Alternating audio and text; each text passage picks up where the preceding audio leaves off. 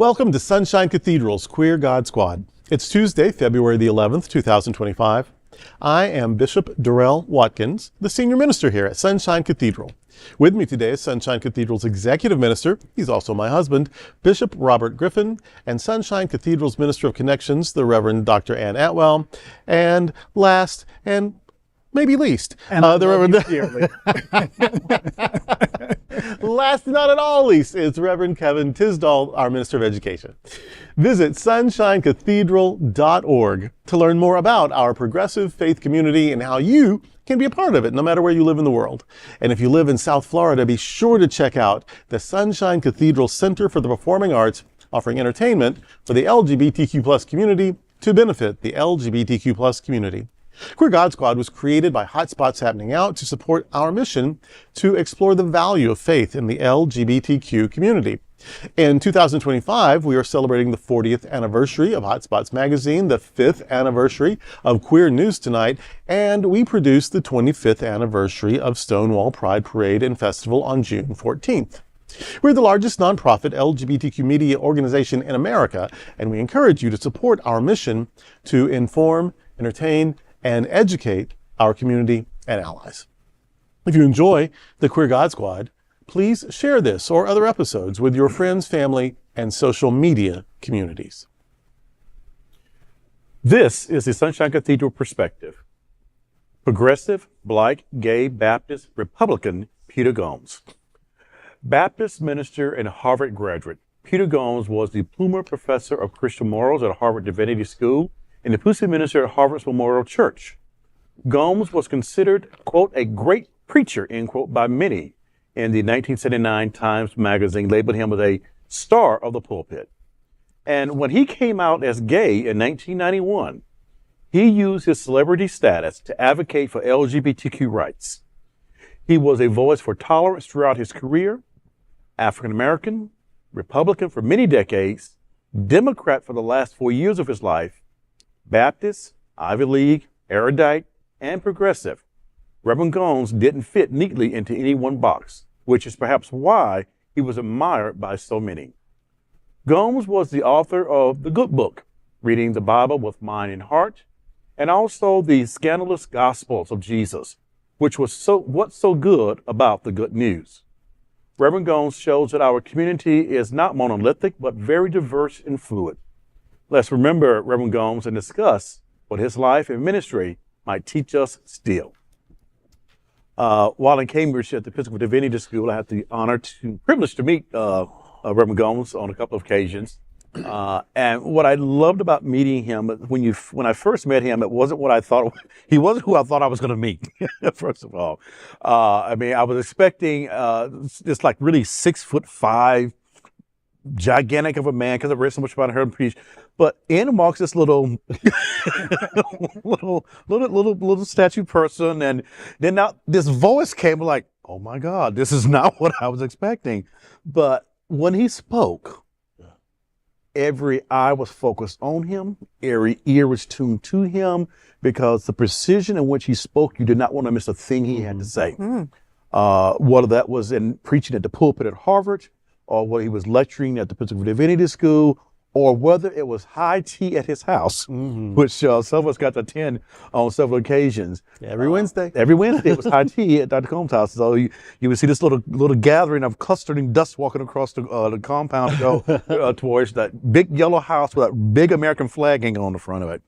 But a man who stood taller than his own stature, who preached passionately, who loved passionately. And I think after he came out, he spoke even more passionately about what justice looked like, not only just for the LGBT community, but justice for all.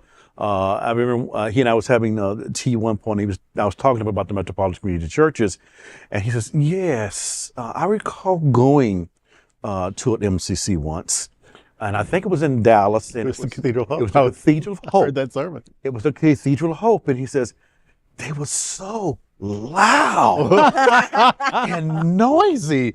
And to know Dr. Gomes, like, he's a very quiet person, he's a very reserved person. So all of that was not his cup of tea, but in his quietness and his stillness, he was a man of passion. And I loved every opportunity I had to be around him. As a matter of fact, even before I met him, even if I went to the Episcopal Divinity School, I was pastoring a church in Hagerstown, Maryland, and one of my members actually gave me a book of sermons by him, and it was called The Sermons and Biblical Wisdom for Daily Living. And I've treasured this book ever since I had it from 1989, I believe, and a board member gave it to me. And so he actually inspired me even before I met him, just reading some of his words. And then when I actually met him, I was even more inspired by the life he had lived as a Republican, and more inspired by his life that he lived as an out Democrat, championing the cause even more proudly and profoundly. Yeah, I think his coming out sort of facilitated his party change, because he came out after things shifted a bit.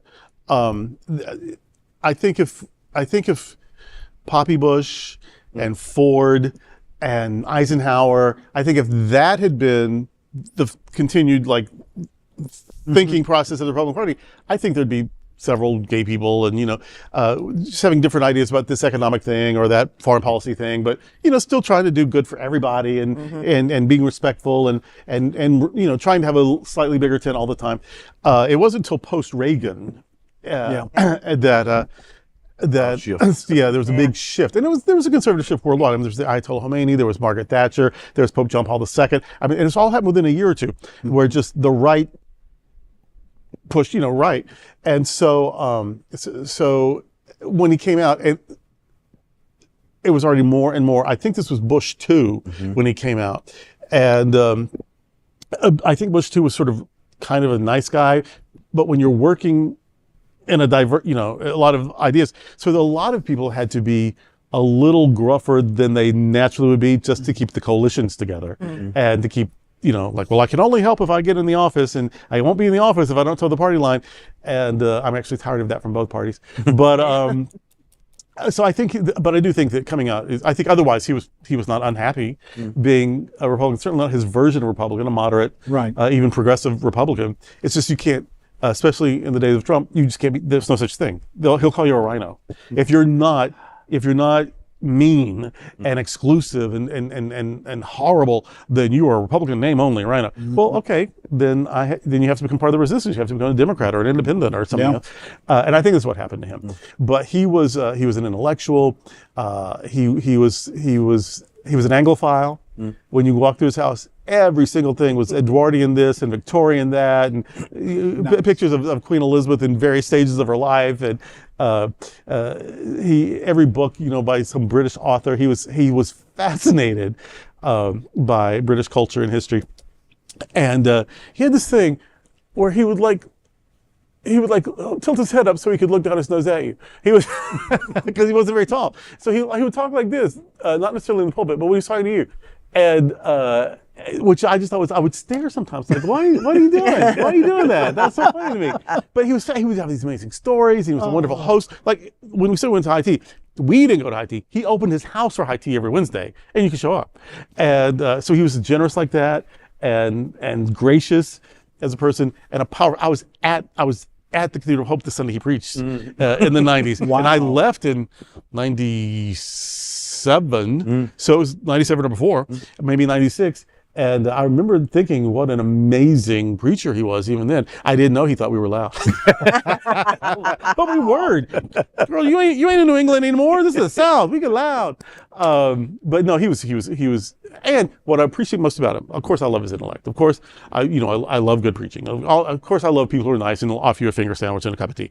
But what I super loved about him is that even before he came out, he didn't use cruelty as a disguise. He didn't preach against people. He didn't down people. Like a lot of people who are gay, they'll be super homophobic, so you don't think they're gay.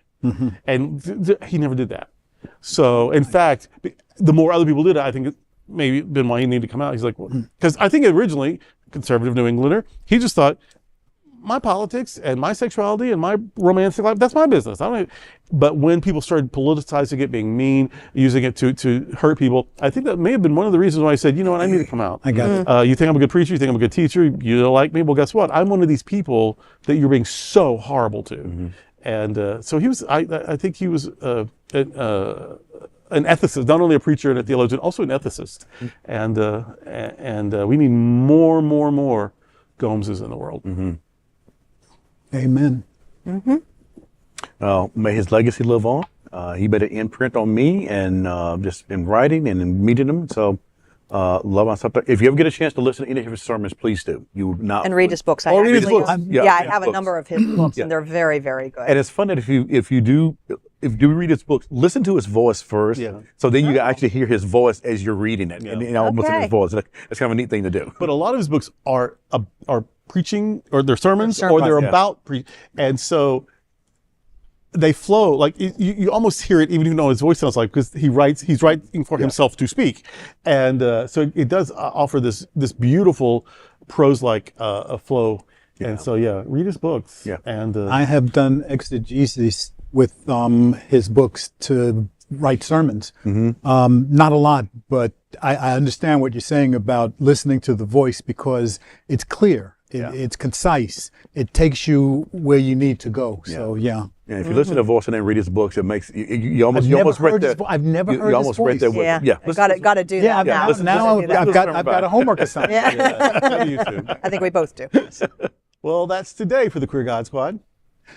Before we go, we want to invite you to join Sunshine Cathedral on a wonderful travel experience and help our mission for our community.